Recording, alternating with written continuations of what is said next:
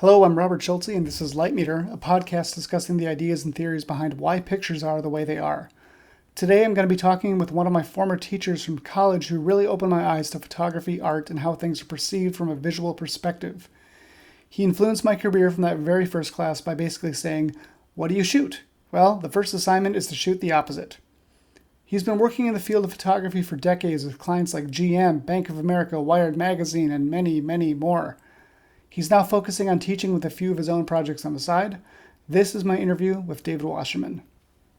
I mean, I got to be honest. This podcast idea sort of came about to me when I was thinking about your classes. I learned so much about photography and conceptualizing and context. It seemed appropriate for my first interview on a podcast about photography concepts that I should talk with the guy himself who taught me how to think about photography and concepts. Well, yeah, I mean, I primarily work conceptually. I mean, my big ongoing projects are all typological. Mm-hmm.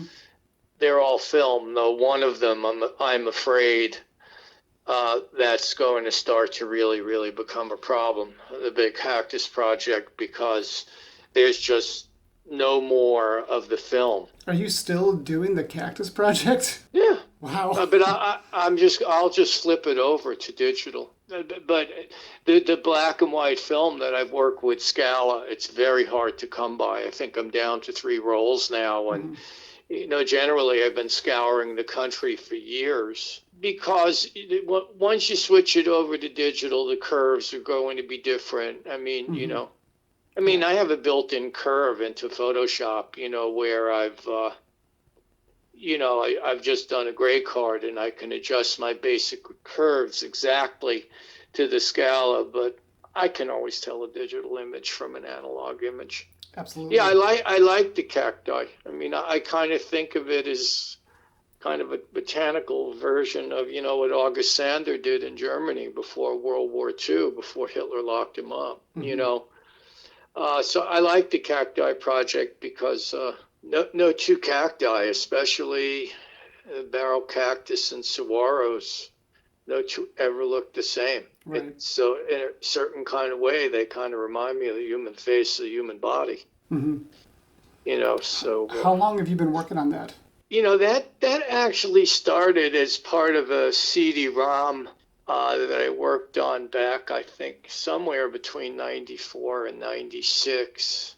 I was simultaneously working on a geology CD-ROM, and I was working simultaneously on an exotic botany CD-ROM. And my art direction had said to shoot everything, both in black and white, film, and Scala. Mm-hmm. We had experimented with Tri-X half-rated in Scala, and I actually liked Scala better, so I just stayed with the Scala. And my art direction was to shoot everything in Kodachrome and shoot everything in black and white. And we found that the Scala just scanned over beautifully. Mm-hmm. What year is this? I worked on the CDs from 92 through 96. Okay. There's a scad of them. It was at the time where the technology, was film to scan, and the preferred film for scanning was the lower ISO chrome, as opposed to now, where when people work in color, commonly it's the neg, it's an egg scan, and then an inversion, in Photoshop. Mm-hmm. You had said before that you started out in scientific photography. Yeah, I mean, I was doing research, when I was an undergraduate, I did a film on electric fish from West Africa. I think won some awards. I can't remember. It's so long ago. And then after that, I worked with a professor of mine from college who was on sabbatical doing elephant research in Kenya, and I did all the filmmaking and all the photography for her on this one cluster of female elephants and their young. Was this like a documentation of their migration patterns or like their, Yeah, I mean, the research that Phyllis was working on was about internal behavior within the group related to water and thermal stress and how much they had to migrate, how much more they needed to move around and look for water. in the dry season than in wetter times of the year, where they could just kind of hang around, kind of hang out by vernal pools and have all the water they want. And if a predator came around, a female would run the leopard or lion off in a matter of seconds. Mm-hmm. You would not want to see, an alpha or beta adult elephant female in charge. It's one of the more frightening things you can imagine. Mm-hmm. Sure. They're very protective of the young, as you would imagine. So, and so there was that. And then there was a master's degree project on reptiles, and the funding came unglued on that. But that project, required photography because it was all about mating behavior. Mm-hmm. So, I just used photography and filmmaking, pretty much because I was doing so much animal behavior. Do you consider yourself a photographer or a scientist? I think of myself as an artist who has the temperament of a scientist. I'm baffled at times by how the artists around me think or react to things. I'm really in this really weird hybrid canyon. I don't know many other people who kind of hang around the stupid neighborhood I hang around in. From day to day and hour to hour, I ping pong back and forth. It's like I read photography magazines, I read the New Yorker, I still read scientific journals. So I inhabit a really strange space that I really, really like. Mm-hmm. But it's not a space that's very in vogue right now, or hasn't been for a long time. I remember when I was taking your class that you had to reschedule a lecture because you got called on to do a job, some sort of industrial assignment. I did a lot of engineering and scientific work. Yeah, I love that work. There's been clean rooms, and there's been freeway skeletons, and there's been buildings under construction, and, using my climbing harness so that I don't fall to my death. There's been the inside of ships being constructed. There's been paper factories. I mean, you have to understand, my father kind of functioned right on the edge of industrial design and sales. So ever since I was a kid, I was always really, really fascinated. It's the Edward Bertinsky thing. It's really, it's that thing of really wanting to know what we use, what we live in, where it comes from. How does it, come from a hole in the ground and land up becoming a Chevrolet, or a Porsche? Right. So who was hiring you to do these assignments?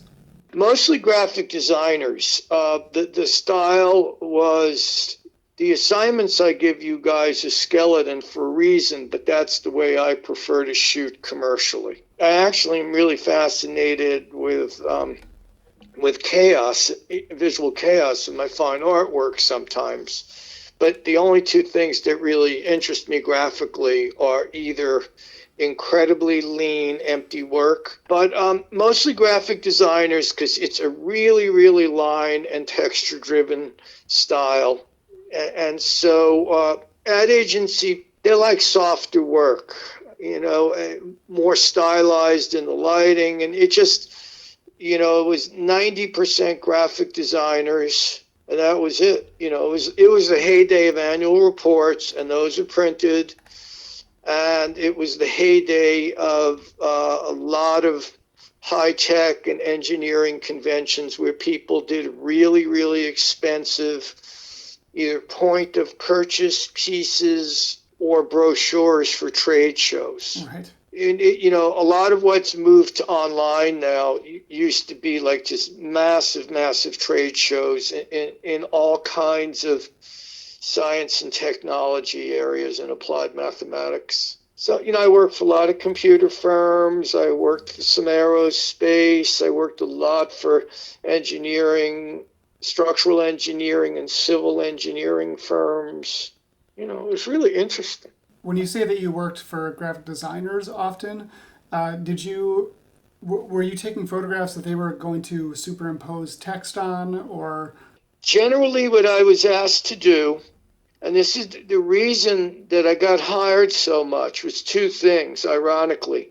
One is that I actually, for reasons I still don't understand, seemed to have some intuitive sense more than most photographers that there was going to be a type and image interaction.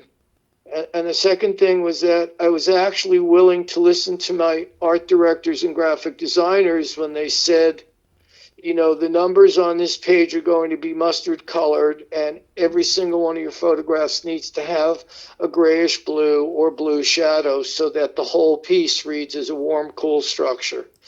So I think a lot of photographers go into assignments like bowls thinking only about what's the best photographer he or she can create. Graphic designer may not need the greatest photograph that you can create. What they want is the best photograph that you can create that is typographically friendly. That they can work with, yeah. So I've had type run around my pictures.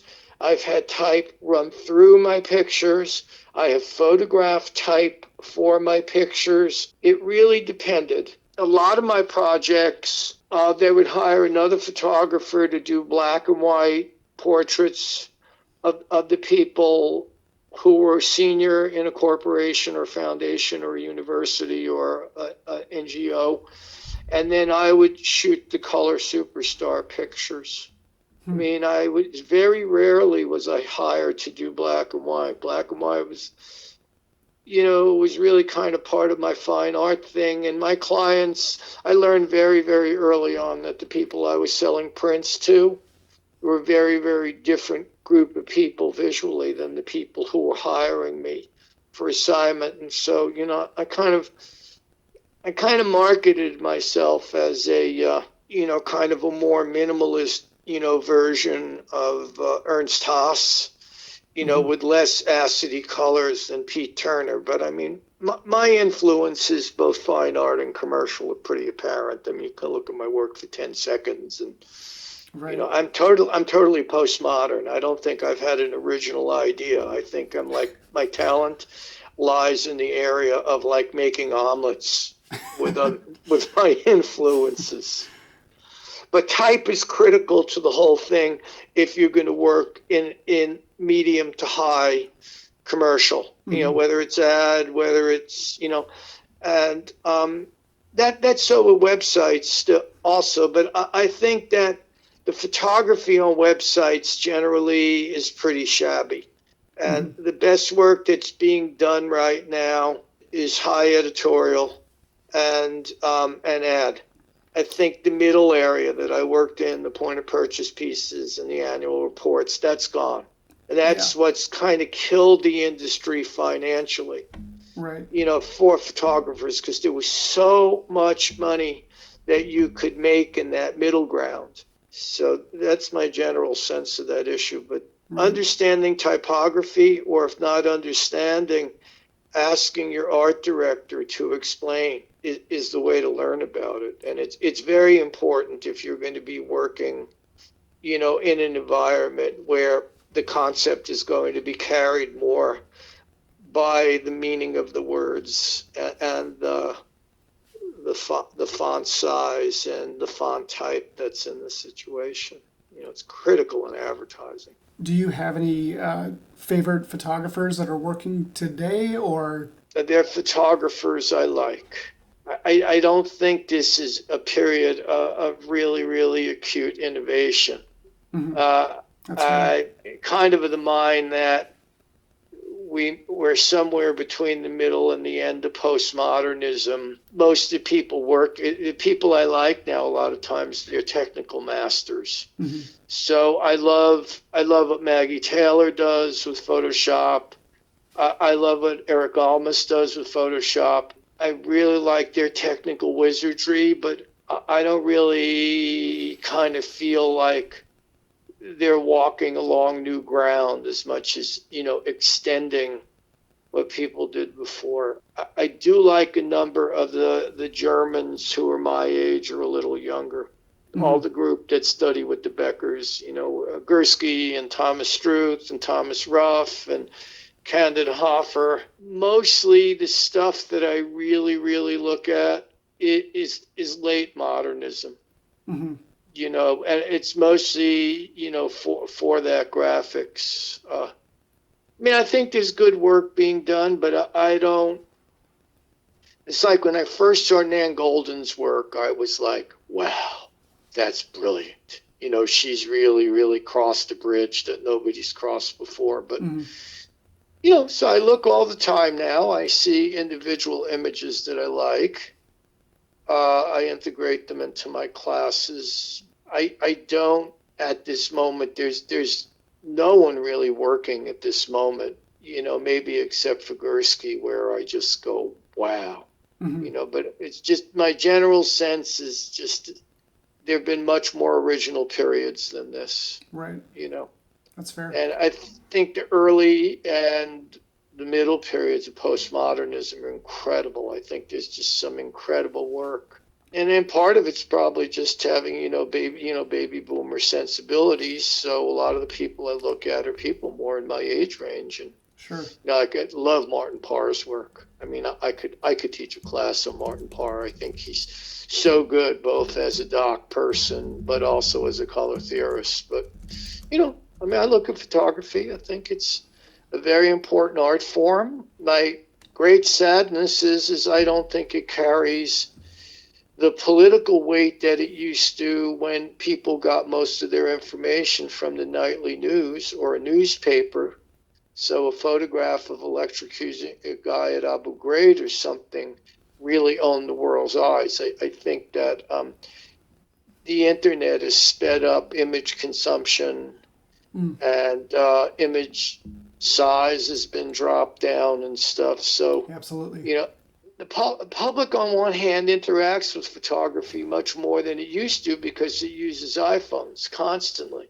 So photography is actively a way of life now that it wasn't when I was a child. And I grew up in an upper middle class, educated New York Jewish family. And, I'm the keeper of the photos. My mother died 2 years ago. They're sitting here and I've been scanning them. But photography was for special occasions. It wasn't like, oh, here I am at Costco with my sister and I'll take a selfie. So on one hand, they interact with photography much more, but I think that in a certain way, it's lessened the impact of photography. And I always notice this when I put up a new blog on my website and I announce it on Instagram, I get many, many more hits on that video feed than I do on my still feed. And so I think, I really actually think that informationally and culturally, this is video's moment, not photography. When you were starting out, did you ever assist other photographers? I did a little. I was mostly a lighting guy. I was a lighting and a schlepper. So I was a lighting guy, but I was also a lighter. And in my commercial work, artificial lighting was really important. And one of the biggest skills I had was lighting up larger spaces so that they looked really, really cherry. They looked really good, better than they looked in the factory light. That's for sure. Sure. Not a lot. I went out on my own. My brother now is a curator for the Smithsonian, but he was trained as an architectural historian. So when he finished college and moved out here from the East Coast, he was freelancing as an architectural historian for all these architects that were dealing with construction or seismic stabilization. So I landed up very quickly, just getting a lot of work. Right. And that's pretty much, the career grew mostly out of architectural, interior and exterior, and landscape architecture photography, because my brother was just so hooked in, and we were hanging out and socializing, getting drunk with these people and going out to eat Chinese food on Friday night at any rate. And so, since my brother was working for these people, my brother would just hire me. And then when people went off from those companies or got stolen away by other architectural firms, they would drag me and or my brother along. So, so that's kind of how I got lucky. I mean, most people just don't get lucky like that. Do you think students should still shoot film? Is there still a place for professional film photography? Yeah. I think for anyone who's going into the fine art area, where they want to be an academic or they actually, want to attempt to make their living, being repped by an art consultant or a gallery, yeah. I actually, and this is something that within the department people think I'm fucking crazy, but that's neither here nor there. Is I actually think that students should get a first semester or a second semester where they shoot color print film. And develop it I think themselves. I think film is a much better teacher than a digital camera. I would tend to agree with you. Yeah. I also think that, scanning neg film at this point with the present technology, scanning neg film, then working on it digitally gives you a shadow spread almost akin to the zone system. Yeah, I like film. I think in certain ways it's a better teacher. I think because it's physical, okay? Seeing a movie is not as good of a teacher as doing. Right. And when you get stuck doing, turning to your professor and saying to him or her, I don't understand how to do this with the power pack, or I understand how to use the softbox, but I'm not getting the feathering effect that that your work has, and explain to me how the feathering works or how we do it. So I think that there's something about the physicality of film and contact sheets that's a better teacher than zeros and ones. Yeah, I agree. Can you give me a brief rundown on your personal manifesto when it comes to conceptualizing photos for assignments versus how you conceptualize for your own projects? Oh, sure, of course, of course. In a commercial setting, I would say about 60-70% of the time, the art director, graphic designer comes to me and says, this is what I need shot, and I'm hiring you for style. Maybe they want my input, maybe they don't. Maybe they give me a drawing, maybe they don't. If they don't give me a drawing, I will give them a schematic, or I will walk into the shoot if they're with me and give them schematics where I'm going.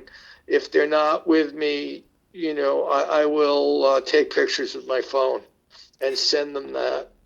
So, but generally, the way I would describe it is in a commercial setting, whatever I'm dealing with conceptually, I'm emphatically emphasizing one single message and one single concept. Okay.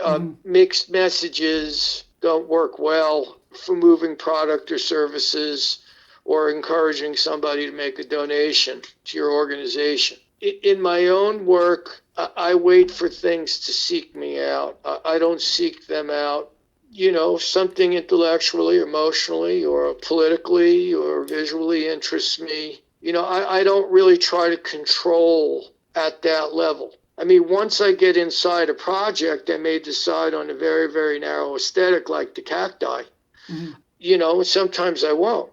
I mean, there's a series of global warming landscapes that are up on my website under the name of extreme weather, and every picture, there's some repetition in some of the composition or the lighting quality, but generally speaking, you would know it's the same photographer, but there's variance, within the style. Other stuff I may decide, I'm treating this like a census and everything needs to be pretty similar. But in my own work, I wait for things to search me out. I don't approach my own work really rationally.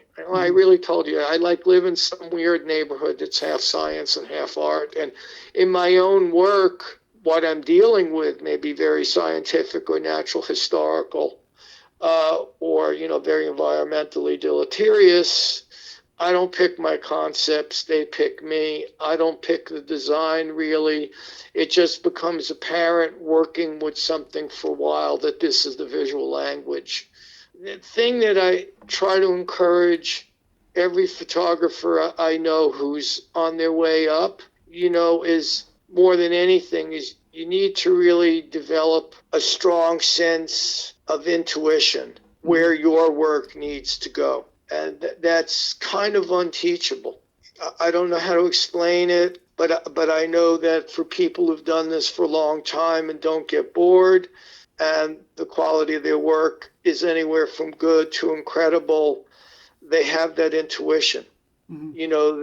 Something knocks on the door and they can just feel what the visual language is that's going to kick that into gear. Interesting. So in the end, it's really ineffable. That's unteachable. It's like a special something, a special sauce that someone has. Well, it's like the question that I always asked in class: when do you stop shooting? And some people will just tell you, when I know I've gotten what I wanted. So they can pre-visualize, or they can intuitively know they're done. And other people say, till it gets too dark and I didn't bring a tripod.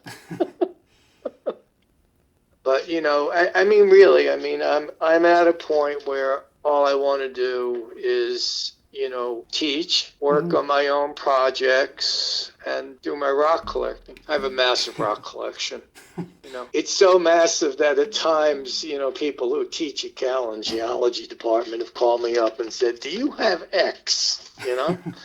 The other thing I should mention to you is that now it doesn't yield a lot of money, but I was early on with the stock agencies. And because these CD-ROM titles I would do also were tied to rights-managed image licensing. So for a very, very long time, I made a lot of money with image licensing. And then when Getty came along and murdered the whole thing, Getty has just destroyed. They're a plague upon the earth. Yeah. They just wrecked. They wrecked the stock imagery marketplace. I had been asked to shoot some stuff for Getty, and I turned them down, and I feel good about doing that. Well, good. Yeah. Well, you have to stand your ground sometime. It's just how it is. Yeah, what you were saying about annual reports, I think I've done like maybe 2 or 3 annual reports in my time working. And I was kind of surprised at the rates. Like you were saying, you were getting like $3,500 a day. I barely cleared $1,500 a day for these guys, and I'm not. Yeah. The even the advertising fees now suck next to when I was coming up, and they want like a year lockup on the rights, so you can't license the photograph to a competitor of theirs. It's a fucked marketplace now, and to a large degree you get that when there's an oversupply, and also you get conservative courts. So when stuff has gone deep into the court system, they've lined up with the corporations. It's with the distribution channels. So it's one of the most fun activities that I know of. But as far as monetizing it, you can still monetize it, but you can't monetize it in the way that you used to be able to monetize it.